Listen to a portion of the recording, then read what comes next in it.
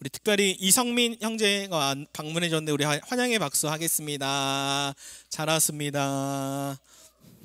오늘은 마태복음 14번째 시간으로 다시 너를 만날 수 있을까라는 제목으로 말씀을 나누겠습니다. 제가 아내가 영화 하나를 보고 싶다 그래서 좀비딸을 봤어요. 이거 좀비딸을 봐보니까 원래 웹툰으로 만화로 있던 영화인데 영화로 제작이 됐더라고요. 웹툰인데 이 좀비딸을 보면서 제 취향은 아니었지만 아내는 엄청 재밌어 했고 둘이서 같이 봤어요. 아이들 끼리 놀게 하고 저희 둘이 영화 보면서 앞에 있는 아줌마들이 할머님들이었나? 있는데 엄청 깔깔깔 웃으면서 막 봐가지고 저도 그 아주머님들 덕분에 제가 웃기도 하고 이 영화를 막 봤는데 그냥 말 그대로 좀비 딸 내용이에요. 딸이 좀비에게 물려서 좀비가 되는 내용. 그래서 막 재밌게 봤는데 제가 이 영화를 보면서 마냥 재밌지 않았어요. 전 MBTI가 N이어서 막 상상하게 되는데 영화 속에서는 이 딸이 좀비가 되지만 아빠가 조정석이 아빠인데 이 딸을 다시 살려내기 위해서 소망을 갖고 막 끝까지 포기하지 않죠. 사람들 좀비가 된 사람들을 막 다 죽어나가는데 끝까지 소망을 갖고 살려두려고 하는데 이게 영화니까 그렇지 만약에 실제로 좀비가 될 일도 없겠지만 실제로 내 자녀들이 좀비가 된다면 저는 이런 상상을 한다는 자체를 아내가 이해를 못해요. 저런 상상을 왜 하지? 근데 저는 상상을 하거든요. 내 자식이 좀비가 된다면 나는 이 조정석처럼 끝까지 소망을 가지고 할 수 있을까? 라는 생각을 했을 때 그렇지 못하다 라고 생각이 들면서 자녀가 좀비가 되면 결국 죽은 것과 다름없다 라는 생각이 들면서 저는 이 영화를 보면 슬펐습니다. 슬픈 생각이 들었고 웃기죠? 근데 저는 이 영화를 보면서 진지하게 생명의 소중함에 대해서 저는 생각을 해봤어요. 생명이 얼마나 소중한가 이런 생각을 해보면서 이 생명의 소중함과 연결되어서 우리 김동호 목사님 제가 참 존경하는 지혜로운 목회자인데 김동호 목사님이 토요일마다 안녕하세요 목사님 이런 질문을 받습니다. 그때 목사님이 굉장히 지혜롭게 잘 대답을 해주시는데 한 성도께서 이렇게 메일을 넣었어요. 제가 메일 한번 읽어드릴게요.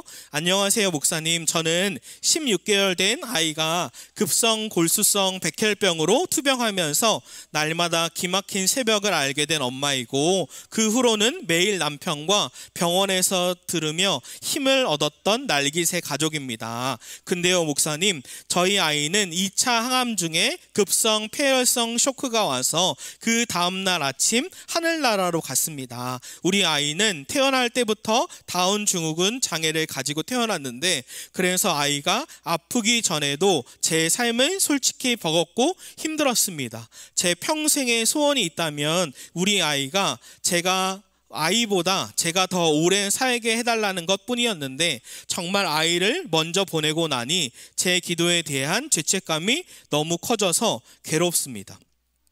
아이에게 장애가 있다는 걸 알았을 때도 하나님을 너무 원망했었는데 이제는 그런 제가 너무 부끄럽고 원망스럽습니다. 어떻게 기도해야 할지 입이 열리지 않아요. 다시 일어설 수 있을지 앞이 보이지 않습니다. 가끔씩은 누구라도 붙잡고 제 이야기를 하고 싶은데 혹시나 장애를 가진 아이가 부모 마음 편한 곳으로 더 좋은 곳으로 잘 갔구나 할까봐 아무에게도 털어놓지 못했어요 목사님.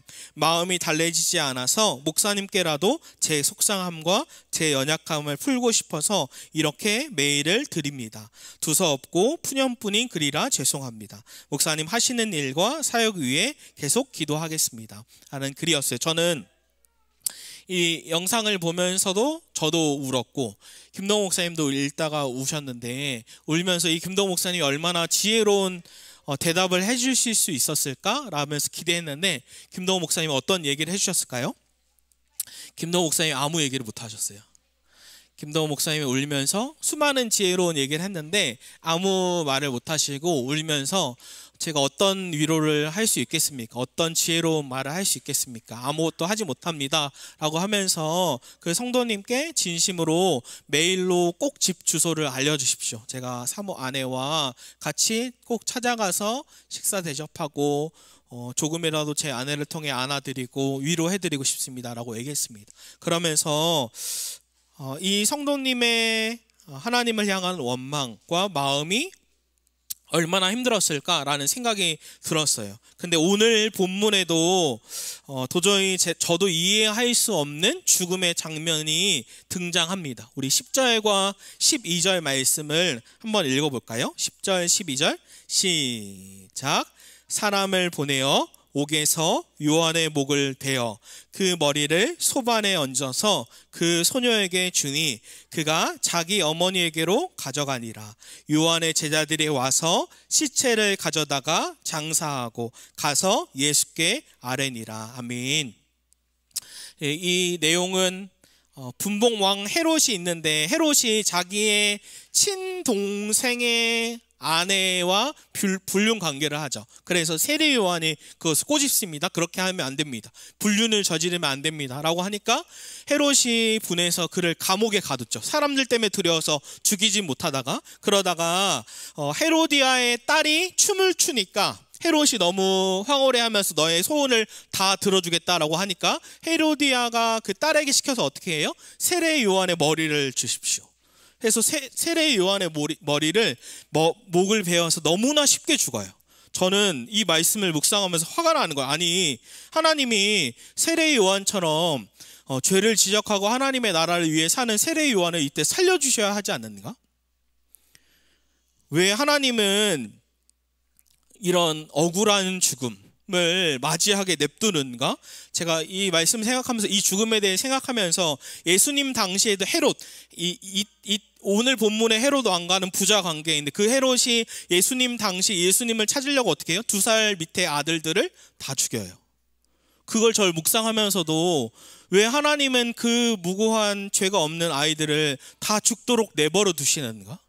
그 예수님 때문에 뿐만 아니라 사도 야고보와 베드로가 둘 다 감옥에 갇히죠. 그때 제자들과 무리들이 막 기도해요.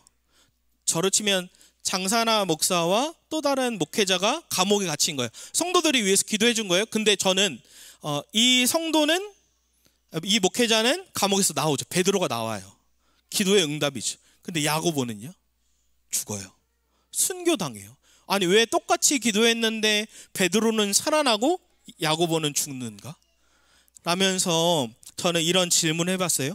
하나님이 온 땅을 창조하셨지만 이 땅에 더 이상 개입하지 않는 것이 아닌가? 기도해도 응답이 없잖아요. 세례 요한의 죽음이 너무 억울하잖아요. 또 하나님은 사실은 우리를 건져낼 수 있는 능력이 없지 않은가? 세례 요한도 야고보도 죽은 것처럼 예수님 당시에 2살 밑에 아들들이 다 죽은 것처럼 또 기도의 응답 같은 건 사실 없는 것이 아닌가? 아무리 기도해도 야고보가 살아나지 않은 것처럼 베드로가 기도해서 살아난 거 그냥 우연으로 감옥이 열려서 살아난 것은 아닌가? 또 하나님은 우리를 살려낼 생각이 없으신가? 그 2살 밑에 아이들이 다 죽어날 때 그냥 내버려 둔 것처럼 하나님은 도저히 우리를 살려낼 생각이 없으신가?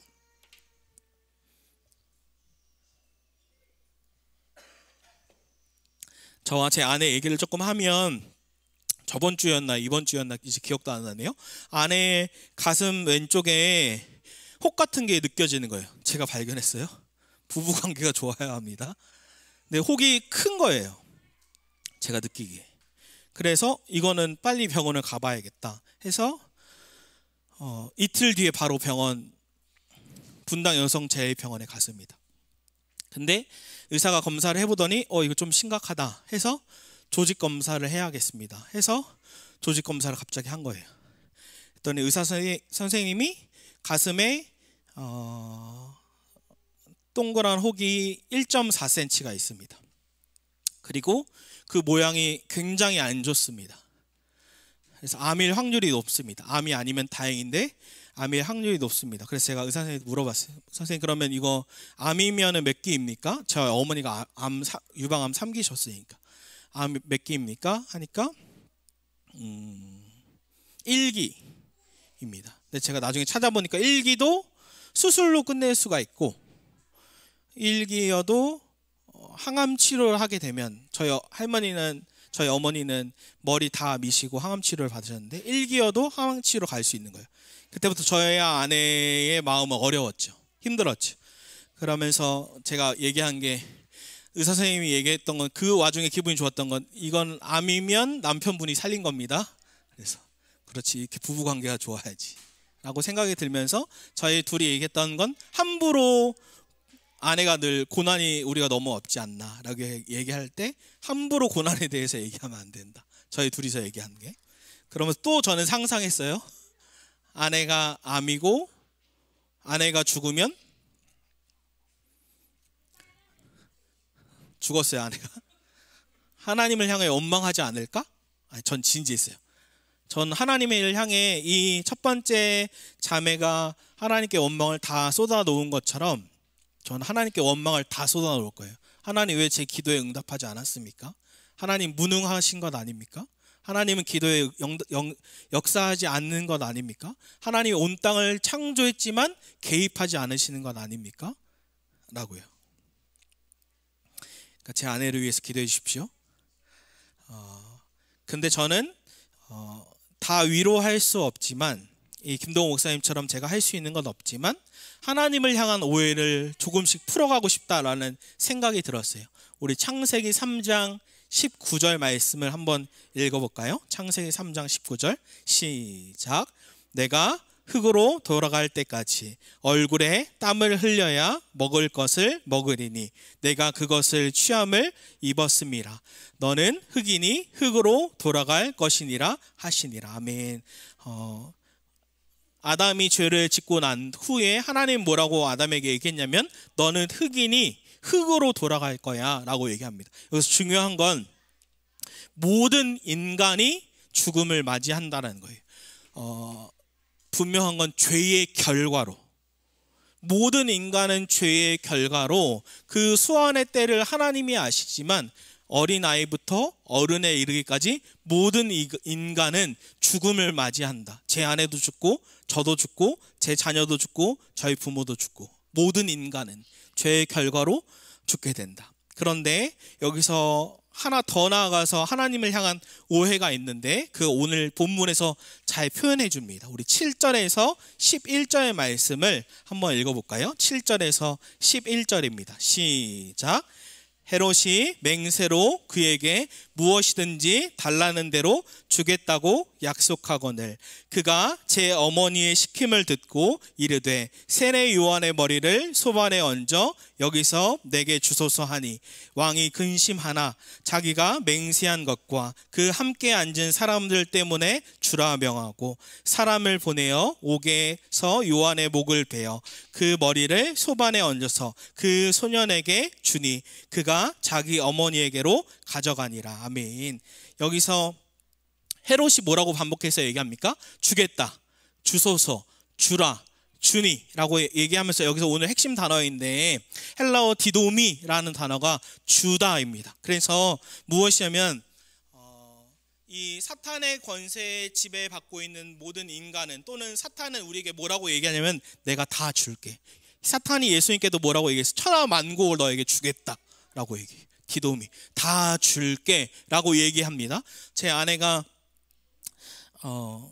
대학교 다닐 때 극혐했던 선배들을 얘기했는데, 그게 뭐냐면 복학생들이 오면서 내가 다 사줄게, 내가 다 해줄게 라고 하면서 으스대는 선배, 내가 다 해줄게, 뭐가 없는데도 난 이래 라고 하면서 으쓱대는 그런 선배들을 극혐했다고 얘기했는데, 여기서도 똑같이 얘기하죠. 내가 다 줄게, 내가 모든 걸 다 줄게 라고 얘기해요. 근데 잘 보세요. 이 헤롯은 다 주겠다고 하니까 굉장히 충만했겠죠. 이 헤롯의 마음을, 상태를 잘 보면 5절에는 두려워하더니 또 근심하나 라고 해요. 이게 잘 표현해줘요. 그의 마음은 다 내가 줄게, 모든 것을 전 세계의 반이라도 너에게 다 줄게라고 맹세하지만 그의 심령은 사실상 두려워하고 근심하고 있는 상태입니다. 그래서 여기서 뭘 알 수 있냐면 사탄 마귀 원수는, 야, 하나님은 너희를 죽이는 분이야. 죄의 결과로 모든 인간은 죽는데, 그게 아니라 사탄은 뭐라고 생각하냐면 하나님은 너희를 죽이는 분이야. 근데 나는 너에게 다 줄 수 있어 라고 얘기합니다. 그러면서 그는 근심하고 두려워하고 있는 거죠. 내가 다 줄게. 하나님은 너희를 살리는 분이 아니라 죽이는 분이야. 내가 너희에게 다 줄 수 있어 라고 사탄은 우리에게 속삭입니다. 근데 하나님은 정반대예요. 이 요한복음 3장 16절 유명한 말씀이죠. 오늘 좀 말씀 많이 읽을 거예요. 읽어볼까요? 시작. 하나님이 세상을 이처럼 사랑하사 독생자를 주셨으니 이는 그를 믿는 자마다 멸망하지 않고 영생을 얻게 하려 하심이라. 여기서 주셨으니가 헬라어 디도미입니다. 무엇을 주셨어요? 독생자를요.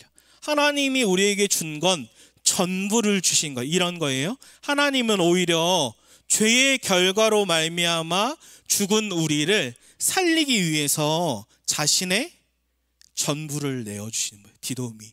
다 내가 준 나의 전부를 너에게 주어서 우리를 어떻게든 살리려는 분. 사탄은 내가 너에게 다 줄게 라고 하지만 아무것도 줄 수 없고 근심과 걱정과 두려움만 주지만 하나님은 죄의 결과로 죽은 우리를 자신의 전부인 아들을 디도미 다 내어주면서 우리를 어떻게든지 죽었던 우리를 살리려는 분. 그래서 머리 맥체인 성경 이 목사님이 하셨죠. 19세기의 스코틀랜드 목사님이 이렇게 얘기했어요. 그리스도가 우리를 대신 겪으신 지옥이 십자가다라고 했어요. 그리스도께서 우리를 대신해서 겪으신 그 지옥이 십자가다라고 얘기했어요. 제가 청년 시절에 제자 훈련하면서 김지호 교수님, 김지호 목사님께 제자 훈련을 받을 때가 기억이 나요. 그때 제자 훈련을 받고 있을 때 한 청년이, 제가 누구 청년인지 기억이 안 나는데 목사님께 이렇게 질문했어요. 목사님, 뱃속에 있는 아이가 죽으면 그 아이는 천국에 갑니까? 지옥에 갑니까? 근데 목사님께서 너무 당당하게 당연히 천국에 가지. 저는 김지호 목사님이 위로해 주려고 하시는 말씀이다라고 생각이 들었어요. 왜냐하면 성경적 근거가 잘 없기 때문에. 그래서 저한테는 그거에 대한 질문을 한 20년 가까이 한 것 같아요. 잘 모르겠다. 모르는 걸 아는 척 할 수는 없으니까. 하나님께 고민하고 있을 때 제가 최근에 한 달 전에 존 메가너 목사님이 다시 너를 만날 수 있을까? 라는 책을 쓴 것과 한 인터뷰에서, 미국 인터뷰에서 존 메가너 목사님께 아이가 죽으면 천국에 갑니까? 지옥에 갑니까? 당연히 천국에 갑니다. 똑같이 얘기하는 거예요. 김지호 교수님이랑. 당연히 천국에 갑니다. 그래서 제가 그러면 책이 있다는 걸 발견하고 어떻게 이렇게 당당하게 신학적인 근거, 성경적인 근거가 있을까라고 하면서 이 존 메가너 목사님 책 다시 너를 만날 수 있을까? 오늘 설교 제목이죠. 이 책을 찾는데 좀 고생을 했던 것 같아요. 이 책이 일단 다 절판됐어요. 출판사에 연락해 보니까 출판사도 절판해서 없대요. 그러면 중고로 사야겠다. 이 책이 9,900원인데 책을 찾아보니까 중고로 3만 원짜리가 나와 있는 거예요. 그래서 미쳤구나 이러면서. 근데 3만 원에 사겠다 해가지고 제가 구입을 신청했는데 취소됐어요. 없는 거겠죠. 캔슬됐어요. 그리고 5만 원짜리가 또 나와 있어요. 9,900원짜리를 5배로. 근데도 이건 사야 된다. 그래서 5만 원 신청했어요. 또 캔슬되고 마지막에 7만 원짜리 책을 7만 원에 만 원짜리를. 근데도 저는 사야겠다 싶어서 신청했어요. 또 캔슬이 됐어요. 그래서 너무 스트레스 받아서 도서관이 아산 도서관에 어디 있다고 하길래 전체 도서관에 쳐봤는데 그때는 안 나왔는데 아산에 찾아봤는데 아산에 있다고 가려다가 아내가 또 같이 찾아서 서수원 가까운데 30-40분 거리에 있었어요. 그래서 제가 딱 봐도 두꺼운 제 손이죠. 다시 너를 만날 수 있을까? 이 책을 빌려서.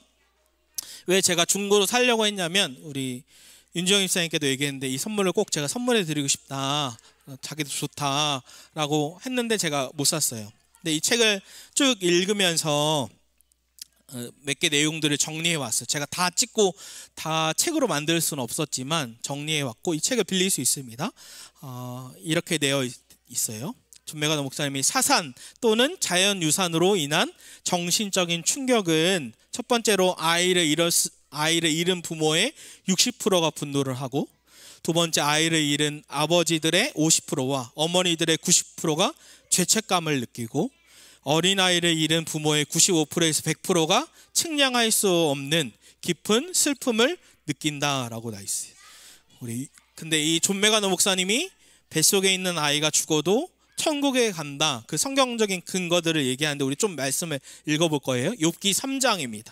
11절 19절 말씀인데 우리 같이 읽어볼까요? 시작. 어찌하여 내가 젖을 빨았던가. 이제는 내가 평안히 누워서 자고 쉬었을 것이니 거기서는 악한 자가 소유를 그치며 거기서는 피곤한 자가 쉼을 얻으며 거기서는 갇힌 자가 다 함께 평안히 있어. 여기서 존 메가더 목사님이 쉬었다, 쉼, 평안에 대해 이야기하면서 욥은 차라리 자기가 어머니 태 속에서 죽어서 바로 하나님께로 갔더라면 쉼, 곧 천국을 누렸을 것이라고 말한다. 욥은 고통과 고생이 너무 심해서 차라리 자기가 이 세상에 태어나지 않기를 바랐을 정도였다라고 얘기합니다. 또 한 가지 전도서 6장 3절 6절 말씀입니다. 시작.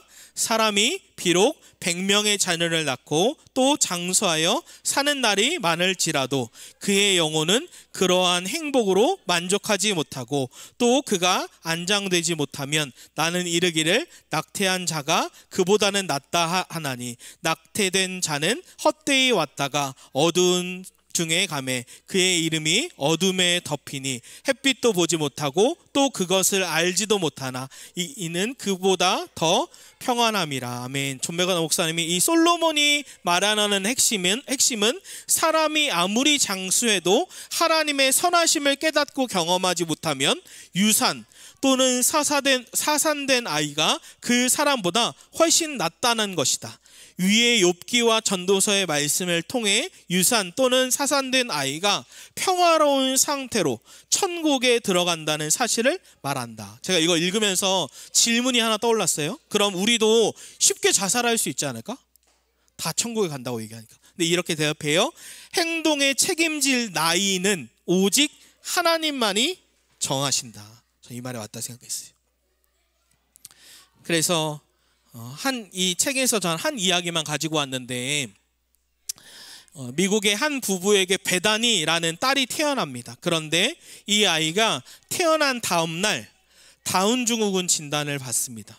그럼에도 불구하고 부모는 하나님의 인도하심을 구하며 기도하고 이 아이를 사랑으로 키웁니다. 만 3살까지 키우다가 어느 날 아이가 잠에서 깨어났을 때 컨디션이 좋지 않다는 걸 발견합니다. 그리고 병원에 가게 되고 백혈병이라는 진단을 받습니다. 부모는 뭐라 말할 수 없는 허무함을 느끼고 극심한 고통과 패닉에 빠집니다. 얼마 후에 가족끼리 호수로 여행을 갑니다. 평생 잊지 못할 추억을 쌓게 됩니다. 그리고 골수 이식자가 나와서 골수 이식을 하게 됩니다. 그러나 그때 베다니는 하늘나라에 가게 됩니다. 베다니는 책 읽기와 꽃밭 가꾸기, 색칠하기, 동물들을 좋아하는 꼬마 장난꾸러기였습니다. 베다니의 부모는 하나님께 우리가 무슨 잘못이라도 한 것이 있나요? 라고 물어보기도 했습니다. 그러나 이런 질문들에 대한 대답은 없고 오히려 부부가 간절히 바랬던 하나님의 무한한 신실하심과 사랑만 깨달았을 뿐입니다. 그리고 마지막에 이렇게 질문해요. 존 메가더 목사님이. 이제 당신에게 물어보겠다. 베다니는 한 사람의 인간이었는가? 베다니가 어머니 태에 있을 때 하나님은 베다니에 대해 이미 모든 것을 알고 계셨는가? 하나님은 베다니의 인생에 적극 관여하셨는가? 하나님은 베다니에 대해 온전히 알고 계셨는가? 하나님은 베다니를 창조하신 창조주신가? 하나님은 베다니의 삶과 영원한 종착지를 계획하셨는가? 모든 질문의 대답은 예스다. 우리 시편 22편 9절 10절 읽어볼까요? 시작. 오직 주께서 나를 모태에서 나오게 하시고 내 어머니의 젖을 먹을 때에 의지하게 하셨나이다. 내가 날 때부터 주께 맡긴 바 되었고 모태에서 나올 때부터 주는 나의 하나님이 되셨나이다. 뭐라고 얘기해요? 모태에서 나올 때부터 주는 나의 하나님이 되셨나이다 라고 얘기해요. 그래서 이 세 가지 하나님을 향한 오해, 모든 인간은 죄의 결과로 죽음을 맞이한다. 그런데 사탄은 하나님이 우리를 죽이는 분이야. 그리고 내가 너희에게 모든 걸 줄 수 있어 라고 속입니다. 그러나 하나님은 오히려 죄로 죽은 우리를 살리기 위해서 디도미, 자기의 전부를 내어주신 분이다. 그래서 틴켈러 목사님은 뭐라고 얘기하냐면 이 2번에서 멈추면 이번에서 멈추면 고난이 올 때 신앙을 떠나지만 3번에 이르면 고난이 올 때 하나님을 만납니다 라고 얘기합니다.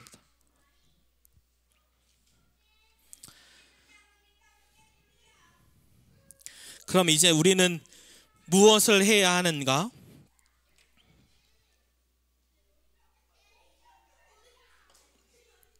팀 켈러 목사님의 고난에 대하여 책이 나왔는데 이 원제목은 Walking with God through pain and suffering이죠. 고통과 고난을 통과해서 하나님과의 동행함을 얘기하는데 팀 켈러 목사님이 이 고난이 올 때 무엇을 해야 하는가 중에 많은 것 중에 한 가지는 예수님 앞에 울 수 있다라고 얘기합니다.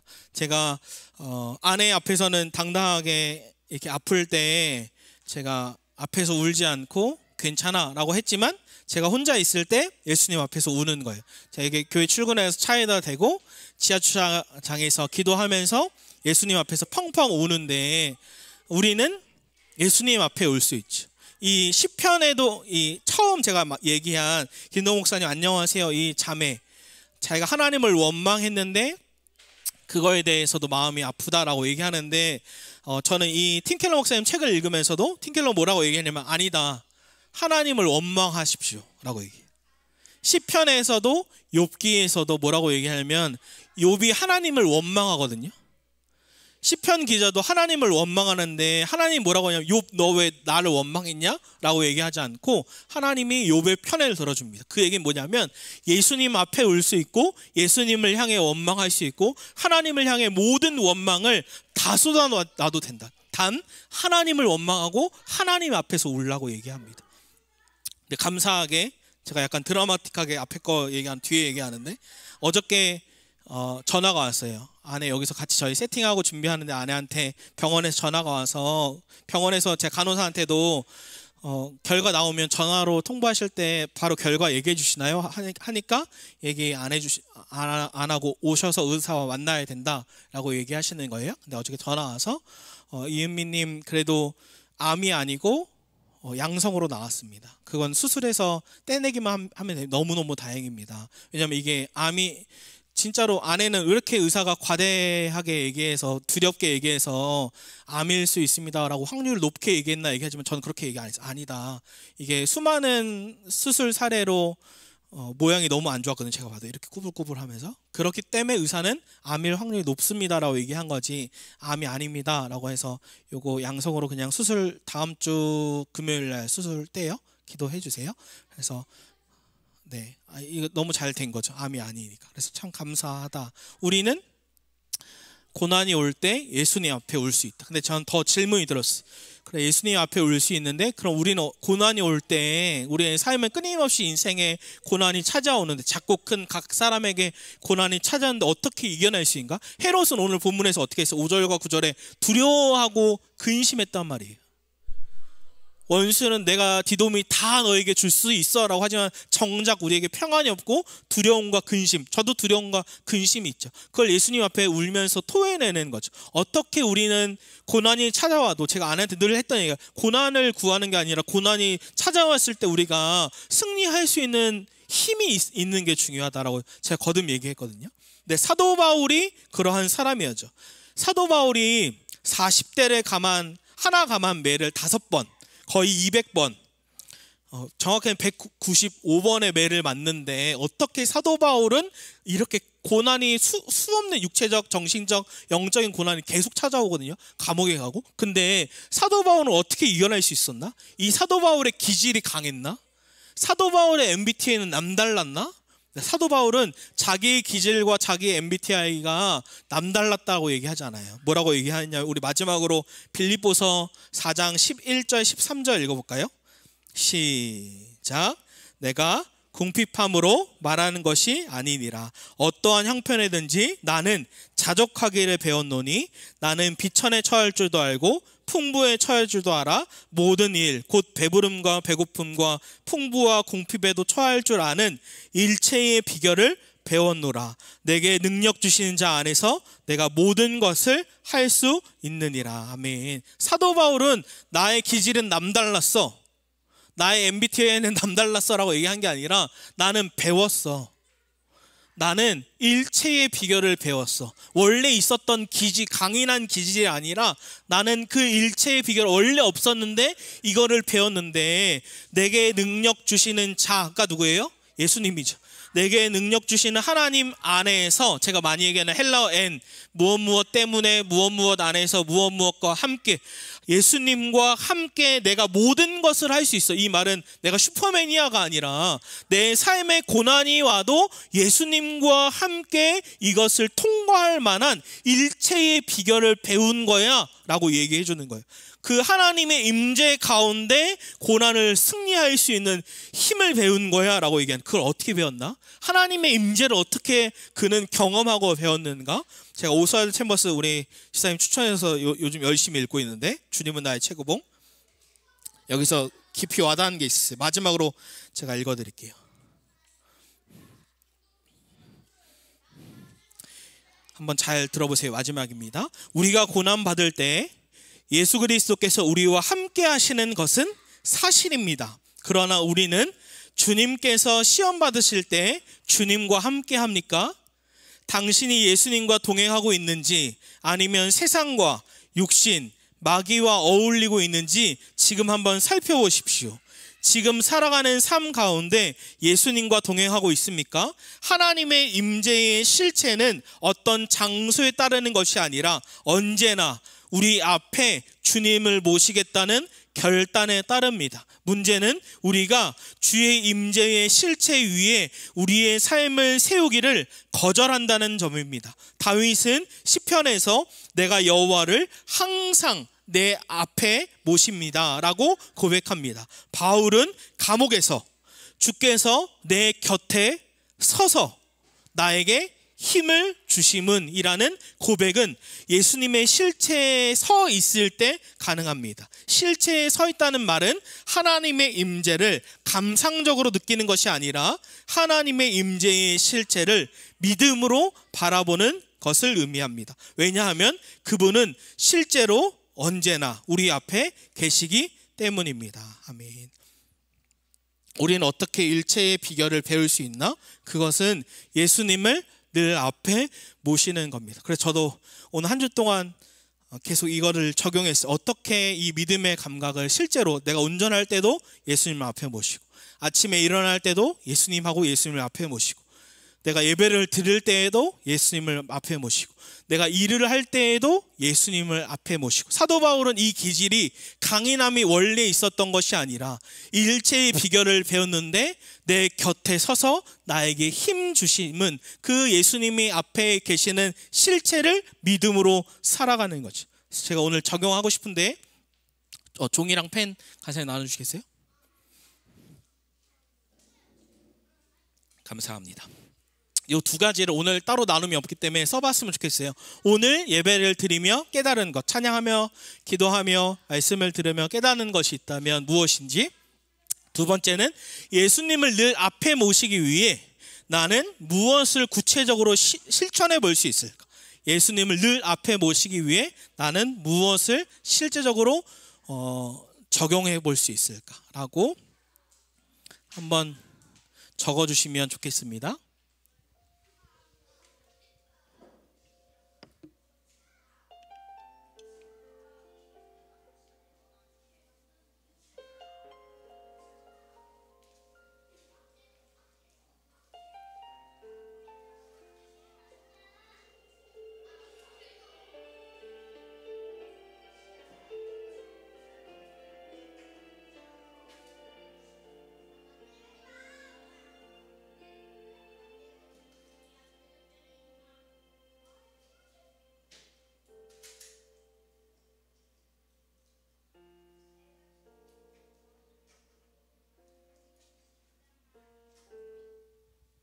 네, 2번도 한번 구체적으로 적어보세요.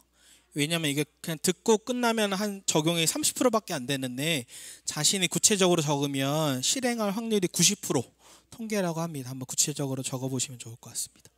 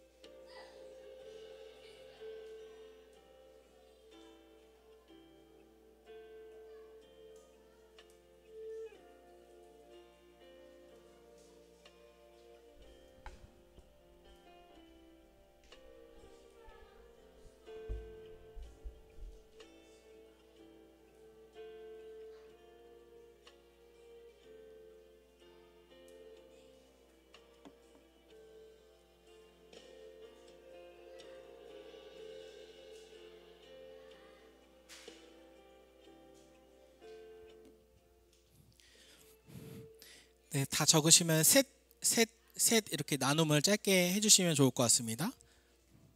한 테이블 같이 셋. 건호 간사님도 혹시 가능하면 성민 형제랑 같이 아내랑 셋 짧게 나눠주세요.